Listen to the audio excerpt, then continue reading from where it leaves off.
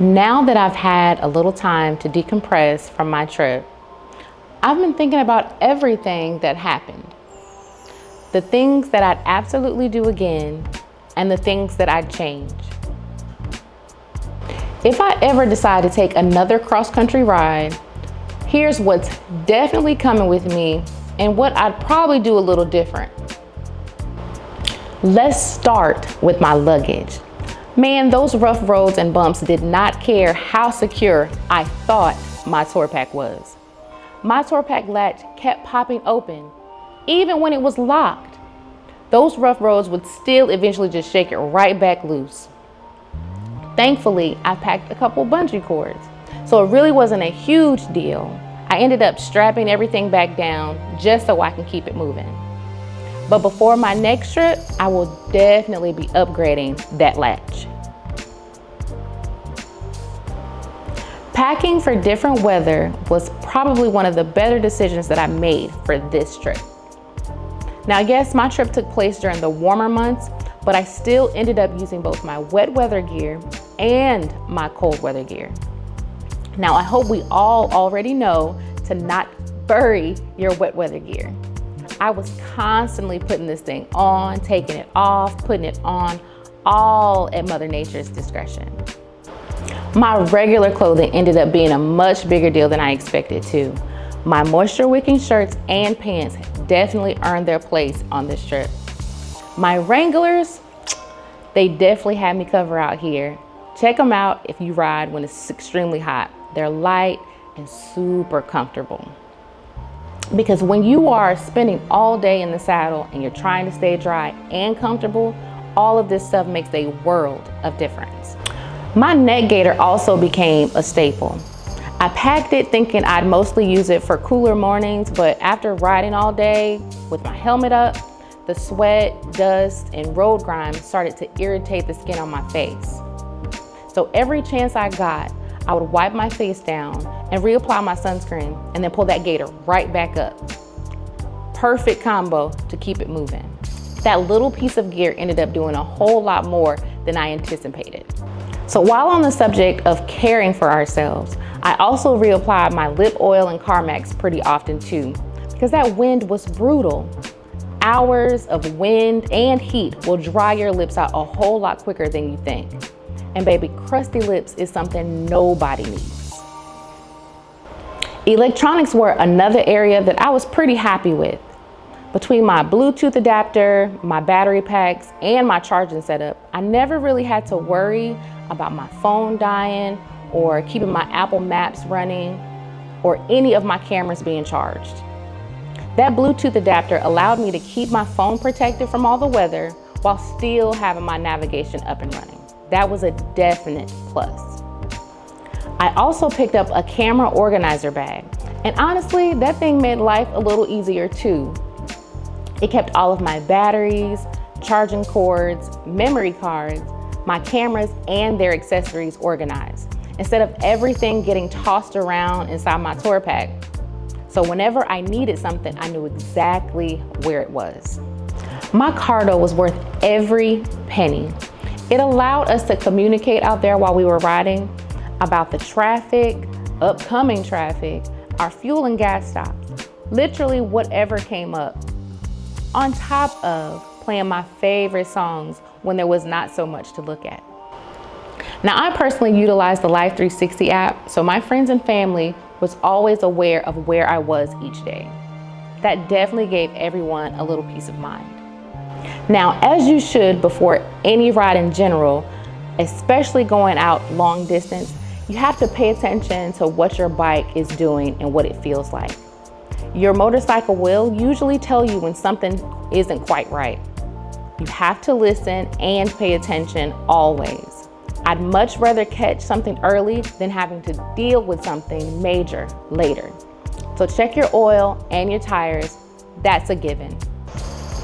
And of course, a basic first aid kit is another thing that's gonna go with me on all of my trips. Thankfully, I didn't have to use it this time, but I'd rather have it and not need it than need it and not have it. Something that I underestimated out here were the number of tolls that I was gonna go through. That completely caught me off guard. There were way more than I expected. My fuel stops became pretty predictable. I usually stop with around 30 miles or so left in my tank. That way I had options instead of being forced to just stop wherever, because we all know that some gas stations and rest stops are a mess. As for food, I basically ate like a toddler. I kept it pretty simple. Lots of fresh fruit, plenty of electrolytes, and maybe a Lunchable here or there. And of course, my regular pickle/pickle juice combo. Nothing too heavy while I was out riding. I like to save my bigger meals until I was done for the day. That really worked well for me. Now here's something that completely took me by surprise. I packed me a camel bag expecting to use it throughout this entire trip. Y'all, I didn't use that thing at all. It literally was just taking up space in my saddlebag. Instead, I found myself reaching for my Yeti cup every day. Now that Yeti kept my drink super cold, and for me personally, I like to use it with a straw so I don't have to throw my head back every time I wanted to drink. It definitely got the job done. My next item is my waterproof zip top bag that I got from Amazon. Now I originally only bought it to keep my registration dry on my bike. But once I started my iron butt challenge, I repurposed it to keep all of my receipts organized and dry. It did a fantastic job. Gloves are probably my next biggest gear upgrade before I go on another trip like this. I am definitely a fingerless glove girl, though I do have full finger gloves. But after all of those miles, I definitely earned a couple of blisters on my throttle hand. Now I don't know, maybe that's just the long distance rider battle scars kind of thing, but I still am going to check out some more gloves. Outside of completing my iron butt challenge, I found out that I really enjoy leaving prior to daylight and getting to my destination before the sun goes down. That schedule just kind of fit me. Besides the visual complications I can't see at night, it gave me time to relax, grab something to eat, and actually enjoy where I was before calling it a night. I also appreciated every single hotel that let us park under their front awning. Knowing that the staff can keep an eye on my bike overnight definitely helped me sleep a little easier. It will be a request I'll always make, when possible, of course. Overall, looking back, I honestly wouldn't change too much. Every mile taught me something. Some of the lessons cost me a little money. Some of the lessons taught me some patience. And some just reminded that even the little things can make the biggest difference. Every trip is going to teach you something, whether it's about your bike, your gear, or even yourself. That's the beautiful thing about riding. You can plan out everything, but the trip is still going to write its own story. All we can do is share what we've learned and hopefully help out the next rider.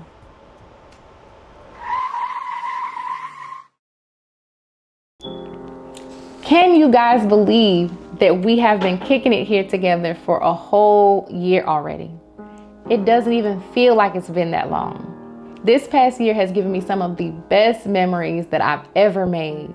When people ask me why I ride, I never know how to answer that in just one sentence, because it's never really just about the motorcycle. I've ridden through pouring rain, crazy heat, roads that have made me light up, and some roads that had me gripping my handlebars, wondering what the hell am I doing here? There were moments where I questioned myself. Moments where I laughed so hard and no one could hear me except the inside of my helmet. I have now stood in places that I only would see online. I have chased both sunsets and sunrises. I've waited out storms, missed my turns, made lots of mistakes, and I still kept going. That's the kind of thing that riding teaches you. Not that every mile is easy, but that every mile has something to give you as long as you're willing to stay on the road. A year ago, I thought I was just sharing my motorcycle videos with you guys. It turns out I was building a community that I didn't even know I needed. This channel started because I wanted to share those moments. I figured if even one person got inspired to take a trip that they've been putting off, to go buy them a bike, to get back on the road, or even just to remember that life is meant to be lived, then all of this is worth it. Y'all have celebrated with me. Y'all have worried with me. You've laughed with me. You've ridden alongside every step of this process. To every subscriber that I've ever come across while I was out, thank you from the bottom of my heart. Those conversations, the words of encouragement, the stories that you've shared, they mean more to me than you will ever realize. Every time one of y'all told me you watched a video or that I inspired you to take a trip, to finally just go after something that you've been wanting to, reminds me why I picked up my camera in the first place. I am truly grateful. Now, some of y'all have been here since day one, and some of y'all might have just found me yesterday. Either way, I can't thank you enough for making my first year something I'll never forget. So here's to more miles, to more places that I've never seen, and whatever else waits for me out on the road. I can't wait to share it with y'all. Now, until then, y'all continue to hold that thing in the road. And as always, I'll see you guys at the next Kickstands Up.